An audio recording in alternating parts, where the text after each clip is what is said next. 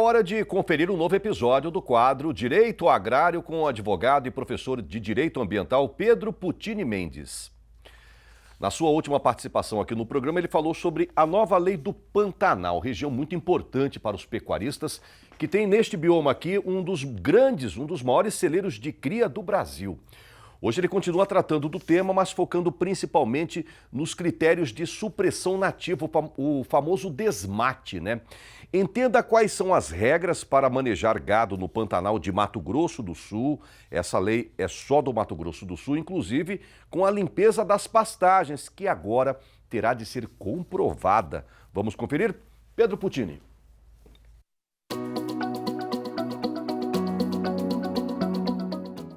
Saudações, bem-vindos a mais uma edição de Direito Agrário, dando continuidade às novidades da legislação do Pantanal Sul-Mato-Grossense, a Lei 6160 de 2023 do Estado do Mato Grosso do Sul, com vigência no dia 19 de fevereiro, que foi provocada aí por uma tentativa da Advocacia Geral da União e do Ministério do Meio Ambiente de levar essa regulamentação para o CONAMA, que acabou sendo feito pelo governo do Estado do Mato Grosso do Sul. E é importante lembrar que essas novas regras que nós estamos comentando aqui no Direito Agrário vão exigir do proprietário de imóvel rural pantaneiro que faça uma revisão nas informações que foram declaradas no CAR e também uma revisão nas intervenções que foram feitas na propriedade, mesmo com licença ou sem licença, para poder documentar essas situações em laudos técnicos e evitar surpresas com a fiscalização de agora em diante. Bom, vamos falar sobre os critérios de supressão da vegetação nativa, ou o chamado desmate. O Decreto Estadual de 2015 ele já determinava, e foram mantidas essas regras, de que as supressões têm que ser feitas com atendimento a alguns requisitos, como ter a inscrição no CAR, comprovar a ausência de multas nos últimos 3 anos, fazer o processo de licenciamento ambiental e também demonstrar boas práticas nas atividades de pecuária, né? Além de ter que atender a um critério chamado de relevância ecológica, que não é previsto por legislações federais, foi uma criação sul-mato-grossense, mas que resguarda alguns princípios de conservação, né, como a diversidade biológica, a preservação de espécies ameaçadas, enfim. E trouxe uma novidade também, que é a necessidade de resguardo de amostras representativas de diversos tipos de vegetação para que seja concedido o desmate, determinando que nas formações de cerrado e formações florestais, o percentual que deve ser mantido dessas vegetações tem que ser superior a 50% das áreas existentes na propriedade rural. E que se forem formações campestres, esse percentual deve ser igual ou superior a 40%.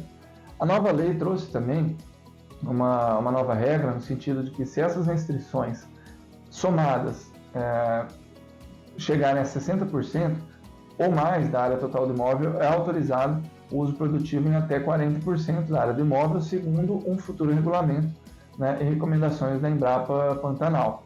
Foi mantida a necessidade da comprovação prévia desses requisitos todos, incluindo como novidade a necessidade de comprovar regularidade também nas atividades de limpeza de pastagem. A nova lei ela trouxe do Manual de Licenciamento Ambiental, que já existe no Estado do Mato Grosso do Sul, a Resolução 9 de 2015, a exigência do estudo de impacto ambiental e do relatório de impacto ambiental que nós comentamos há pouco tempo atrás no Direito Agrário, né, para desmates a partir de 500 hectares. E aí para os desmates até 500 hectares, essas situações vão ser definidas no regulamento.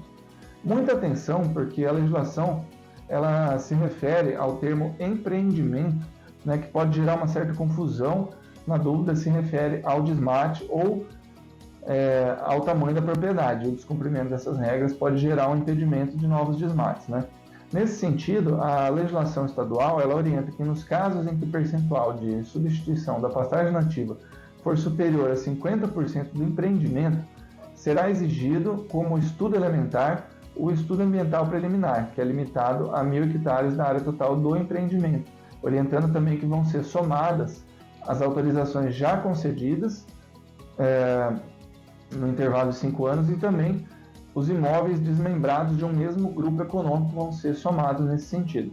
Com relação às proibições que foram inseridas na nova legislação, estão a proibição de supressão de vegetação nativa nas áreas de veredas, landis, salinas, capões, cordilheiras e áreas baixas, morundus, exceto no caso de utilidade pública, interesse social e baixo impacto.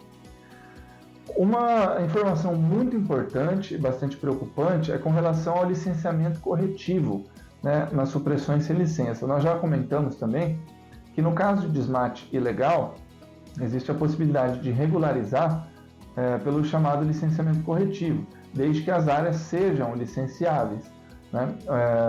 Uma questão que é prevista numa lei antiga de 1998 para todas as atividades que foram feitas sem licenciamento. E aí o órgão ambiental tem que fazer um termo de compromisso em até 90 dias. Ocorre que no caso da Lei Pantaneira, ficou estabelecido que nessas situações de desmate sem licença, mesmo que sejam áreas licenciáveis, estão os proprietários obrigados a fazer a recuperação da área, né, proibidos de usar até comprovar que foi feita a recuperação total dessa área. A meu ver, essa exigência ela é um pouco incoerente, ela confronta uma regra de uma legislação federal já consolidada há muito tempo e ela representa um gasto de recursos financeiros, de recursos humanos e de tempo para recuperação de uma área que vai ser posteriormente licenciada por solicitação do proprietário. Então, enfim, muita atenção com essas situações.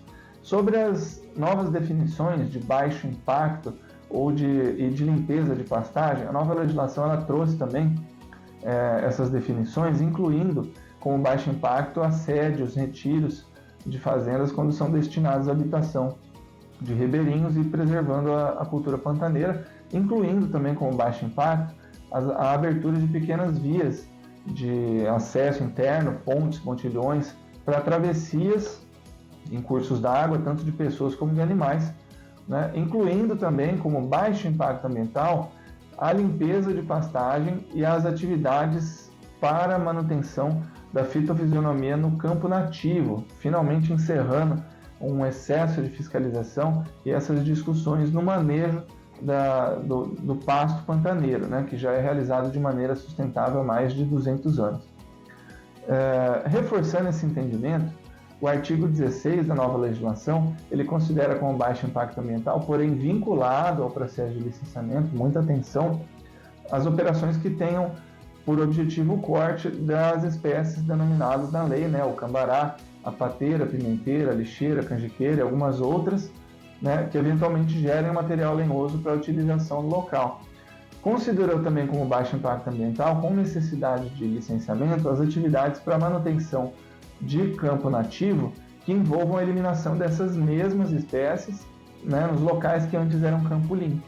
E aí só ficou de fora da necessidade de licenciamento ambiental o corte dessas mesmas espécies, invasoras ou outras espécies, que tenham a circunferência na altura do peito inferior a 32 centímetros e que possa ser realizada com a utilização de roçadeira de arrasto, foice ou enxada. Então, são mais algumas regras, a gente segue comentando na próxima edição. Saudações e até a próxima.